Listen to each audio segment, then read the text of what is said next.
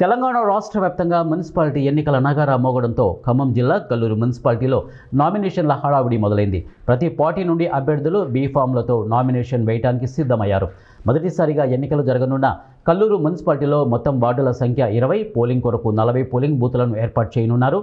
Vote హక్కు వినియోగించుకోనున్న మొత్తం ఓటర్లు 18,886 మందిలో పురుషులు 9,081 మంది, అలాగే మహిళలు 9,785 మంది. మహిళా ఓటర్లు అధిక సంఖ్యలో ఉన్నారు.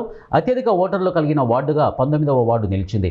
ఓటర్ల సంఖ్య 1098. కల్లూరు మున్సిపాలిటీలో తీవ్ర పోటీ కాంగ్రెస్, బీఆర్ఎస్ అభ్యర్థుల మధ్యనే ఉంది. కల్లూరు మున్సిపాలిటీ ఎస్టీ జనరల్కు కేటాయింపు. కల్లూరు మున్సిపాలిటీలో అన్ని పార్టీలు ఏ పార్టీలో పొత్తులు పెట్టుకోకుండా విడివిడిగా ఎన్నికల క్షేత్రంలో నిలిచాయి. నామినేషన్లు వేసేందుకు ఏర్పాటు చేశారు. 144 సెక్షన్ అమల్లో ఉన్నందున 100 మీటర్ల దూరం పాటించాలని హెచ్చరించారు. నామినేషన్ వేసే వారితో పాటు మరో 2 మాత్రమే లోనికి ప్రవేశం కల్పిస్తున్నారు.